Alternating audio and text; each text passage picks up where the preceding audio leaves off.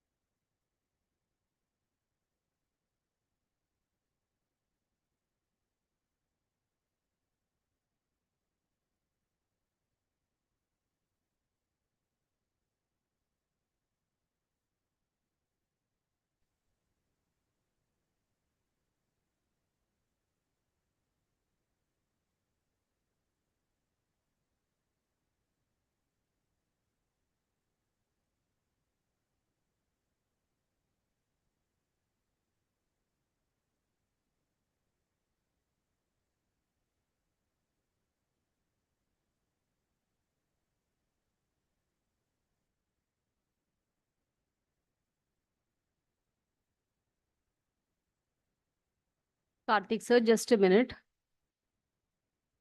Okay, ma'am.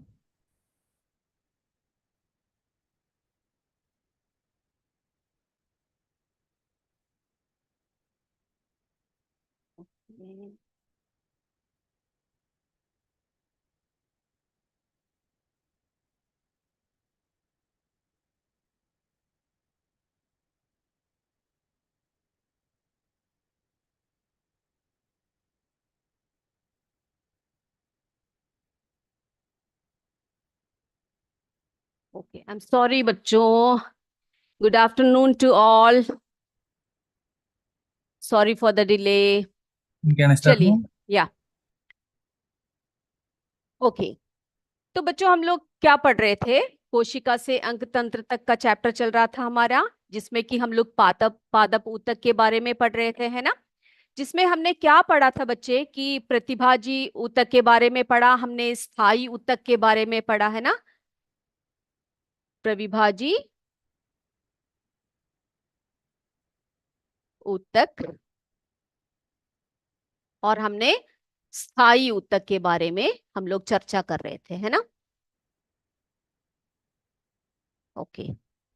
तो जो प्रविभाजी ऊतक है, हमने आपको बताया था कि वे निरंतर विभाजित होते रहते हैं, है ना। और ये पादप कोशिकाओं में होती है, उनके शीर्ष भाग में होता है ना। तो ये इन्हें हम मेरिस्टेमेटिक टिश्यू भी कहते हैं। और जो स्थायी ऊतक होते हैं बेटा, हमने बताया था आपको, इनको हम परमानेंट टिश्यू बोलते हैं। और ये पादप जो शरीर है उसमें विकसित होने के बाद विभाजन की क्षमता ये लोग खो देते हैं और अन्य विशिष्ट कार्य करते रहते हैं। फिर हमने पढ़ा था जो स्थायी ऊतक है वो दो प्रकार के होते हैं, है ना। पढ़ा था ना हमने, कौन कौन से हैं वो? सरल ऊतक, सरल ऊतक और जटिल ऊतक। सरल ऊतक और जटिल ऊतक। क्या बताया था मैंने, इन दोनों में क्या डिफरेंस है? सरल ऊतक और जटिल ऊतक में क्या डिफरेंस बताया था मैंने आपको? क्या अंतर बताए थे बच्चे? याद है आपको? क्या बताया था मैंने आपको? जो सरल ऊतक होता है ना, वो एक ही प्रकार की कोशिका से बनी होती है। एक ही प्रकार की कोशिकाओं से बनी होती है। और जटिल ऊतक के बारे में क्या बताया था? क्या बताया था? हम्म जटिल ऊतक जो है, हमने आपको बताया था, एक से अधिक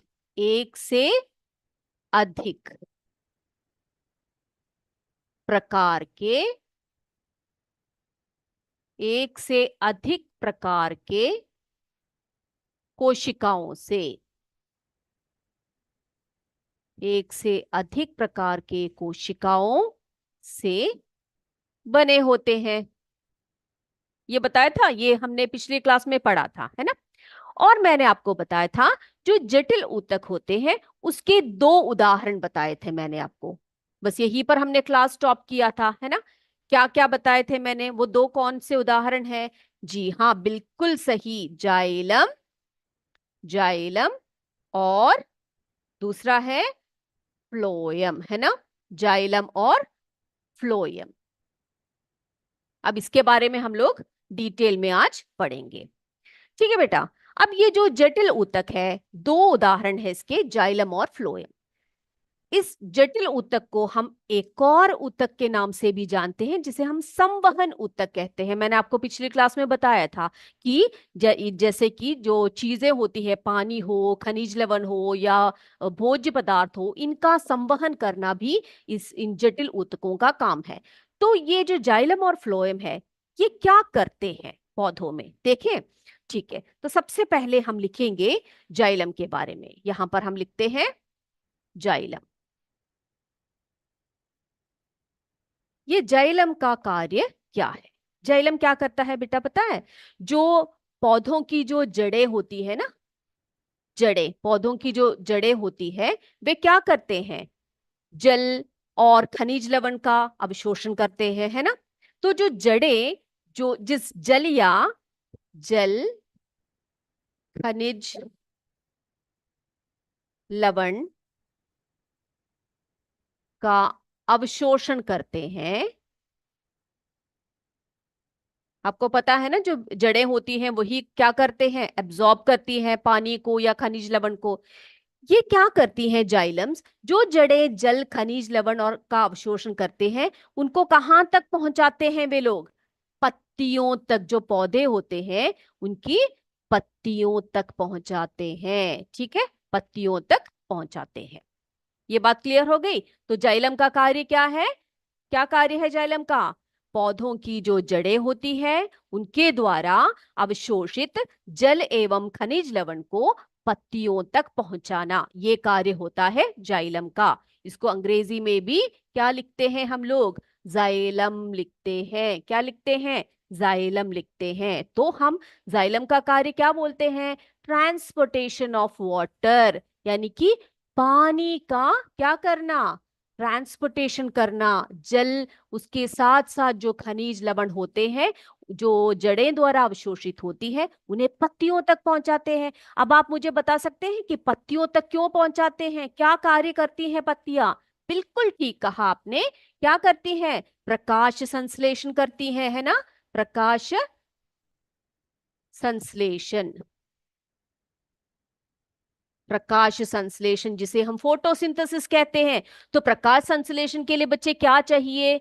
पानी की आवश्यकता है, कार्बन डाइऑक्साइड की जरूरत पड़ती है, सूर्य की प्रकाश की जरूरत पड़ती है। तो जाइलम का कार्य होता है पत्तियों तक जल खनिज लवण का जो अवशोषण जड़ों ने किया होता है, पत्तियों तक पहुंचाना। इतनी बात क्लियर हो गई। अब हम यहां लिखेंगे कि फ्लोएम का कार्य क्या है। चलिए लिखते हैं। अब ये फ्लोएम क्या करता है देखते हैं।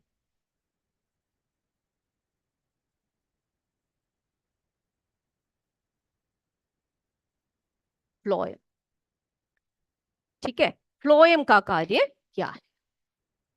अब बेटा आपको पता है जो पत्तियां होती है ना, ये देखो अंग्रेजी में भी ऐसे लिखा जाता है इसको, फ्लोएम। फ्लोएम का कार्य क्या होता है कि जो पत्तियां होती है, पत्तियां आपको पता है प्रकाश संश्लेषण द्वारा क्या बनाते हैं? क्या बनाते हैं? भोज्य पदार्थ बनाते हैं, है ना। तो जो पत्तियों द्वारा, जो पत्तियां होती है उनमें जो भोज्य पदार्थ होता है, जो ये लोग निर्माण करते हैं भोज्य पदार्थ, पत्तियों द्वारा निर्मित जो भोज्य पदार्थ होते हैं, ठीक है, उनको क्या करते हैं? ये पौधों के विभिन्न भागों में, पौधों के विभिन्न भागों में पहुंचाना। ठीक है, तो इतनी बातें क्लियर हो गई। अब आपसे अगर पूछे कि जो जाइलम और फ्लोएम है, जो जटिल ऊतक है, अगर पूछे कि जटिल ऊतक के दो उदाहरण दीजिए, आप सीधे सीधे लिख देना। क्या लिखोगे आप लोग? क्या लिखोगे? जाइलम और फ्लोएम लिखोगे। अब आपसे पूछे कि जाइलम का और फ्लोएम के कार्य में क्या अंतर है, तो क्या लिखोगे? जाइलम क्या करती है? पौधों की जो जड़ें द्वारा अवशोषित जल एवं खनिज लवण होते हैं, वे पत्तियों तक पहुंचाते हैं। और फ्लोएम का कार्य क्या लिखोगे आप लोग? फ्लोएम के बारे में क्या लिखोगे? कि पत्तियों द्वारा निर्मित भोज्य पदार्थ पौधों के विभिन्न अंगों तक पहुंचाते हैं। ठीक है, तो ये बातें क्लियर हो गई। तो इसी के साथ हमारा जो है पौधों को जो पादप ऊतक है वो समाप्त हो गए। अब हम पढ़ेंगे जंतु ऊतक के बारे में। किसके बारे में पढ़ेंगे बच्चे? जंतु ऊतक के। होप ये आपको क्लियर हो चुका है ना? तो अब हम पढ़ेंगे जंतु ऊतक। जिस प्रकार से पौधों में विभिन्न प्रकार के ऊतक होते हैं, उसी प्रकार जो है ना जंतुओं में भी जो है कई प्रकार के ऊतक होते हैं, उनके कार्य के आधार पर, उनके कार्य के आधार पर। तो हम पढ़ेंगे अगला जंतु ऊतक, जिन्हें अंग्रेजी में हम एनिमल टिश्यू बोलते हैं। ठीक है, जंतु ऊतक या एनिमल टिश्यू कहते हैं। अब बच्चे, कार्य के आधार पर जो जंतु ऊतक होते हैं, इनको भी हम क्या करते हैं? इनको भी हम लोग कई भागों में बांटते हैं। अब ये देखिए, ये चार्ट आप देख सकते हो। यहाँ पर देखिए चार्ट पे मैंने लिखा हुआ है, देख रहे हो सभी बच्चे? यस, ये देखो बेटा, कार्य के आधार पर जो है जंतु ऊतकों को इस प्रकार से हम लोग क्या कर सकते हैं? डिफरेंशिएट कर सकते हैं। ये देखो पहला क्या लिखा हुआ है यहाँ पर, ये देखो एपिथेलियम ऊतक। क्या है? एपिथेलियम ऊतक। दूसरा है संयोगी ऊतक। ठीक है, संयोजी ऊतक, ये जा है यहाँ पर, संयोजी ऊतक। और तीसरा है पेशी ऊतक। चौथा है तंत्रिका ऊतक। अब ये क्या क्या है, ये हम एक एक करके इनके डिटेल में पढ़ेंगे। पहला हमने बताया आपको एपिथेलियम ऊतक, जिसे हम अंग्रेजी में एपिथेलियम टिश्यू बोलते हैं। ठीक है, दूसरा संयोजी ऊतक, जिसे हम कनेक्टिव टिश्यू बोलते हैं। अंग्रेजी में क्या बोलते हैं उसको? कनेक्टिव टिश्यू, शाबाश। तीसरा है पेशी ऊतक, जिसे हम मस्कुलर टिश्यू बोलते हैं। क्या बोलते हैं? Muscular tissue, muscular tissue. अगला है तंत्रिका ऊतक, जिसे हम नर्वस टिश्यू बोलते हैं। बस ये जो अंग्रेजी में लिख रही हूँ ना बेटा, ये जो टर्म्स बस आपकी जानकारी के लिए मैं बता रही हूँ। ओके, अब एक एक करके हम लोग पढ़ेंगे। ठीक है, पहला है हमारा एपिथेलियम ऊतक।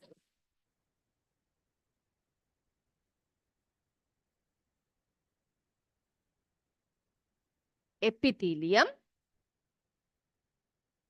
ऊतक। अब इसके कार्य क्या क्या है, ये कहाँ कहाँ पाए जाते हैं, जरा देखें। ठीक है, अब बच्चे, ये जो एपिथेलियम ऊतक होता है ना, शरीर और अंगों के जो है बाह्य स्तर बनाते हैं ये। ठीक है, क्या बनाते हैं? ये जो ऊतक है, एपिथेलियम ऊतक जो है जंतुओं में शरीर और जो हमारे अंग होते हैं ना, शरीर के अंग जो होते हैं, अंगों का बाह्य स्तर, बाह्य, ठीक है, बाह्य स्तर बनाते हैं, बाह्य स्तर बनाते हैं।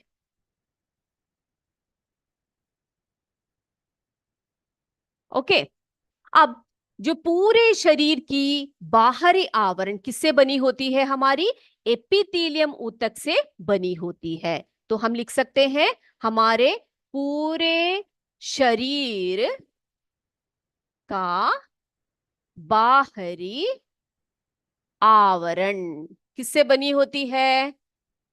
किससे बनी होती है बेटा? एपिथेलियम ऊतक से बनी होती है। ठीक है, तो इसी कारण एपिथेलियम ऊतक को हम एक और नाम से जानते हैं, आवरण ऊतक। क्या बोल सकते हैं हम लोग इसको? हम इसे आवरण ऊतक भी बोलते हैं, आवरण ऊतक। तो एपिथेलियम ऊतक को हम आवरण ऊतक भी बोलते हैं। क्यों? क्योंकि ये शरीर के अंगों का जो बाह्य स्तर होता है वो बनाते हैं, और पूरे शरीर को बाहरी आवरण किससे बनी होती है? एपिथेलियम ऊतक से बनी होती है। अब बच्चे, दूसरा पॉइंट हम क्या लिखेंगे यहां पर? अब क्या है? दूसरा लिखेंगे खोखले अंग, हमारे शरीर के जो खोखले अंग है। ठीक है, खोखले अंगों जैसे कौन कौन से है खोखले अंग? हाँ, जैसे मुख गुहा, मुख गुहा। ठीक है, आपका जो मुंह का जो अंदर का जो हिस्सा है ना बच्चे, मुख गुहा बोलते हैं हम लोग उसको। आमाशय, आपका जो आमाशय जो स्टमक होता है, ये देखिए आमाशय है ना, आमाशय। तो यहाँ पर हम लिखेंगे मुख गुहा, आमाशय, आमाशय, आंत, आंत। ठीक है, आंत। और श्वास नली, श्वास नली, श्वास नली, फेफड़े जिन्हें हम लंग्स बोलते हैं, है ना, फेफड़े, रक्त नलिकाएं, रक्त नलिकाओं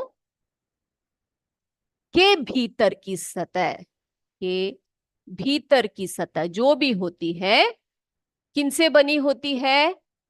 एपिथेलियम ऊतक से बनी होती है। ठीक है बच्चे, तो इसीलिए हम इसको क्या कहते हैं? इन्हें हम आवरण ऊतक भी कहते हैं। इतनी बात क्लियर हो गई? तो एपिथेलियम ऊतक जो है वो शरीर और अंगों के बाह्य स्तर बनाते हैं। पूरे शरीर का बाहरी आवरण इससे बना होता है। खोखले अंग जैसे आपकी मुख गुहा है, आपका जो आमाशय है, आपकी जो आंत है, आपकी जो श्वास नली होती है ना, श्वास नली, आपको पता है ना श्वास नली कैसी होती है? ऐसे, यहां से ऐसे होती है, और उससे जुड़े आपके क्या होते हैं बच्चे? फेफड़े होते हैं। कितने फेफड़े होते हैं हमारे शरीर में? 2 फेफड़े होते हैं, है ना, ऐसे, है ना, लंग्स बोलते हैं जिसे हम अंग्रेजी में। जी हाँ, बिल्कुल। तो इसके जो अंदर का जो हिस्सा होता है ना बेटा, इसकी जो अंदर का जो एरिया होता है यहाँ पर, भीतर की जो सतह होती है ना, वो किससे बनी होती है? एपिथेलियम ऊतक से बना होता है। इसी प्रकार जो हमारी जो स्टमक होती है, जो हमारी आमाशय होती है, इसके अंदर की जो ये हिस्सा होता है, अंदरी जो सतह होती है, वो भी इससे, जो हमारी रक्त नलिकाएं होती है ना, हमारी जो रक्त नलिकाएं जिससे रक्त का प्रवाह होता है जिसके अंदर से, तो उसके जो भीतरी जो सतह होती है ना बच्चे, वो सभी किनसे बनी होती है? एपिथेलियम ऊतक से बनी होती है। इतनी बात क्लियर हो गई सबको? ठीक है, धन्यवाद। फेफड़े, ठीक है, बहुत धन्यवाद। अच्छा, तो ये बात क्लियर हो गई। अब जो है अगला है संयोजी ऊतक के बारे में हम पढ़ेंगे। संयोजी ऊतक, आप नाम सुनते ही आपको पता लग रहा होगा। ये देखो अगला जो है हमारा, वो है संयोजी ऊतक, जिन्हें हम क्या बोलते हैं बच्चे? कनेक्टिव टिश्यू बोलते हैं। अब आप नाम से ही आपको पता लग रहा होगा कि ये संयोजी, संयोजी का मतलब क्या होता है? जो कनेक्शन देता है, जो कनेक्टिव होता है ना। यानी कि शरीर के विभिन्न अंगों को एक दूसरे से तथा एक ऊतक को दूसरे ऊतक से जोड़ने का कार्य कौन करता होगा? यही संयोजी ऊतक करते हैं, जिन्हें हम कनेक्टिव टिश्यू बोलते हैं। तो वो हम क्या करेंगे? अगली क्लास में डिटेल में पढ़ेंगे। बहुत डिटेल में पढ़ना है इन चीजों को, ठीक है, बहुत डिटेल में पढ़ेंगे, तभी क्या होगा, तभी हम लोग एग्जाम में अच्छी तरह से लिख पाएंगे। तो अभी समय किस चीज का हो रहा है? आपसे कुछ प्रश्न पूछने हैं मैंने। तो आप सभी तैयार हो? सभी नोटबुक लेकर तैयार होकर बैठ जाइए बेटा। हम लोग अभी क्या करते हैं, आपसे प्रश्न पूछेंगे। रेडी हो सभी? चलिए।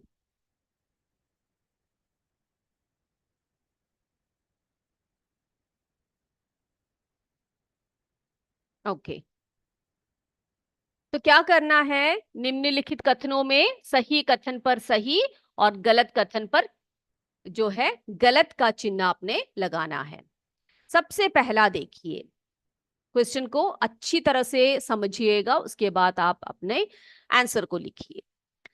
सभी कोशिकाओं में कोशिका भित्ति पाई जाती है। सभी कोशिकाओं में कोशिका भित्ति पाई जाती है।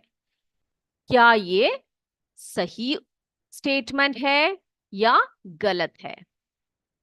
ओके, दूसरे की तरफ बढ़े। दूसरा देखें हम लोग क्या है।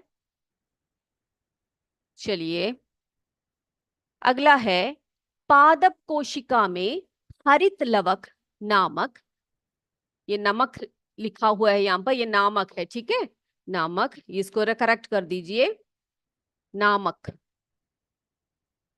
नामक।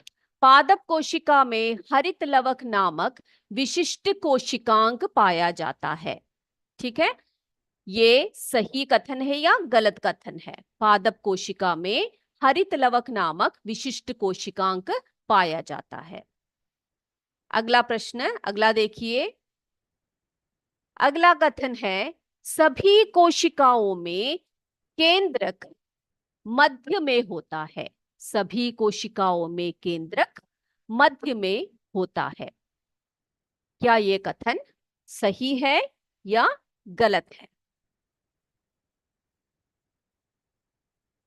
अगला है समान रचना व उत्पत्ति वाली कोशिकाओं का समूह जिनके द्वारा विशिष्ट कार्य संपन्न होता है ऊतक कहलाता है। समान रचना व उत्पत्ति वाली कोशिकाओं का समूह जिनके द्वारा विशिष्ट कार्य संपन्न होता है ऊतक कहलाता है।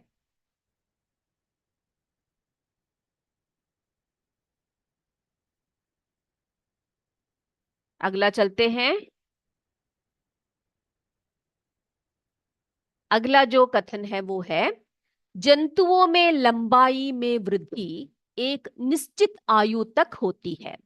जंतुओं में लंबाई में जो वृद्धि होती है वो एक निश्चित आयु तक होती है। क्या ये कथन सही है या गलत है? जी, आपने हाथ क्यों उठाया है? रामनगर वाराणसी, कोई क्वेश्चन छूट गया है आपका तो बताइएगा, ओके। अगला है छठवा, देखिए। प्रविभाजी ऊतक निरंतर विभाजित होने वाले ऊतक है। प्रविभाजी, क्या बच्चे नहीं लिख पा रहे हैं? कौन सा है बेटा, कौन सा है? कौन से क्वेश्चन को? इनको लिखना नहीं, ओके, बताइए। ये वाला, चौथा वाला, समान रचना व उत्पत्ति, आपने लिखना नहीं है इसमें, सिर्फ आपने सही है या गलत है करके लिखना है, ठीक है। समान रचना व उत्पत्ति वाली कोशिकाओं का समूह जिनके द्वारा विशिष्ट कार्य संपन्न होता है ऊतक कहलाता है। क्या ये कथन सही है या गलत है? बस आपने इतना लिखना है।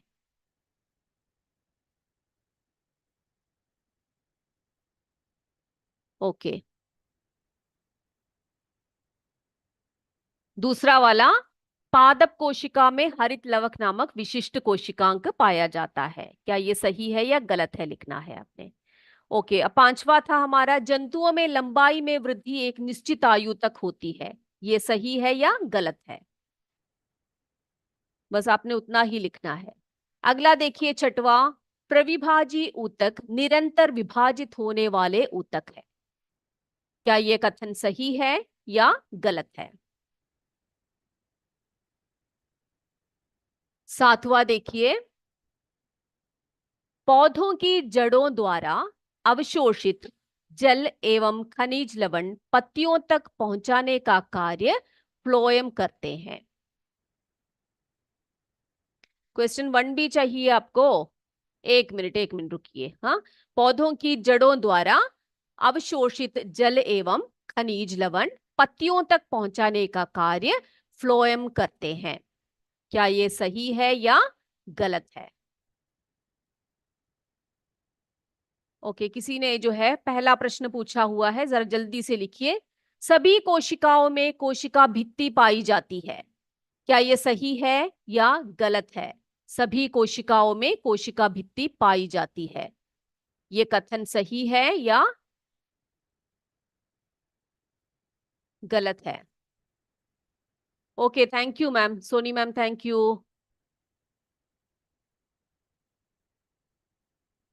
ओके, अगला देखिए। 7th वन लिख लिया आपने। 8वां देखिए, सरल ऊतक एक ही प्रकार की कोशिकाओं से बने होते हैं। सरल ऊतक एक ही प्रकार की कोशिकाओं से बने होते हैं। क्या ये कथन सही है या गलत है? सरल ऊतक एक ही प्रकार की कोशिकाओं से बने होते हैं। नेक्स्ट वन देखिए, बच्चों लिख पा रहे हो ना? ओके, 9th वन देखिए, पत्तियों में निर्मित भोज्य पदार्थ पौधों के विभिन्न अंगों तक पहुंचाने का कार्य फ्लोएम द्वारा होता है। अच्छे से पढ़िए इसको। पत्तियों में निर्मित भोज्य पदार्थ पौधों के विभिन्न अंगों तक पहुंचाने का कार्य फ्लोएम द्वारा होता है। ये कथन सही है या गलत है? ओके, अगला देखिए बेटा, 10वां देखिए, जाइलम और फ्लोएम जटिल ऊतकों के उदाहरण है। जाइलम और फ्लोएम जटिल ऊतकों के उदाहरण है। ये है हमारा 10वां कथन, जाइलम और फ्लोएम जटिल ऊतकों के उदाहरण है। आई होप सभी बच्चों ने क्वेश्चंस के आंसर्स को लिख लिए होंगे, है ना? कोई ऐसा तो नहीं है कोई रह गया है? सभी प्रश्न सबने कर लिए हैं बच्चे? ओके, यस मैम, ओके, धन्यवाद। कोई रह तो नहीं गया ना? सारे प्रश्न लिख लिए सबने, है ना? सही गलत करना है बस आपने, उतना ही है। सभी कोशिकाओं में कोशिका भित्ति पाई जाती है, ये पहला था हमारा। दूसरा पादप। ओके बेटा, अब आंसर दे दीजिए मुझे। हाँ बताइए बेटा। हाँ, सभी कोशिकाओं में कोशिका भित्ति पाई जाती है, क्या ये सही कथन है या गलत कथन है? बताइए। सही होगा। सभी कोशिकाओं में कोशिका भित्ति नहीं पाई जाती है ना? क्यों? हाँ गलत है, क्योंकि क्या बात है इसमें? हाँ यस। अगला देखिए, पादप कोशिका में हरित लवक नामक विशिष्ट कोशिकांग पाया जाता है। सही, यस, हैं हम लोग। अगला देखें। हाँ अगला देखते हैं, सभी कोशिकाओं में केंद्रक मध्य में होता है, क्या ये सही है? गलत है, गलत है, नहीं होता है ना?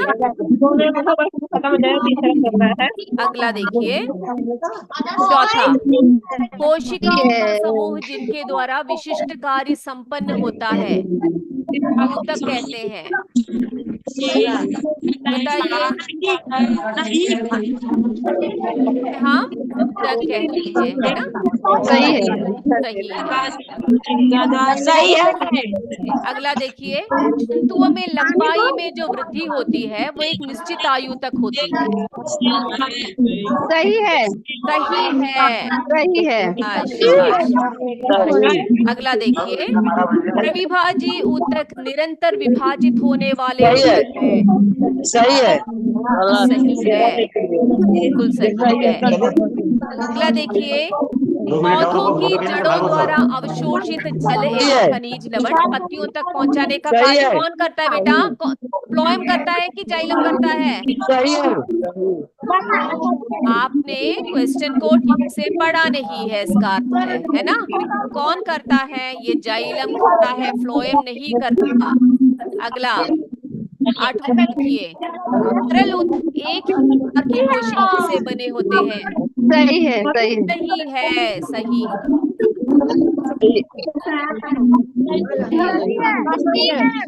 हाँ अगला देखें हम लोग, 9वां देखते हैं, पत्तियों में निर्मित भोज्य पदार्थ पौधों के विभिन्न अंगों तक पहुंचाने का कार्य फ्लोएम द्वारा होता है, सही है क्या ये?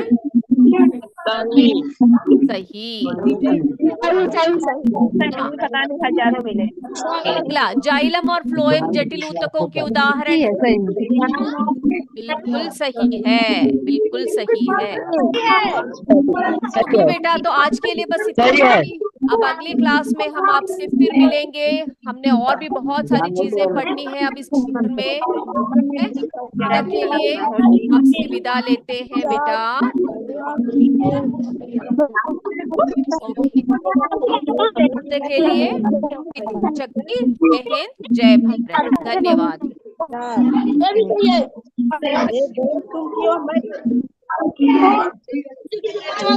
मैं 4 पाए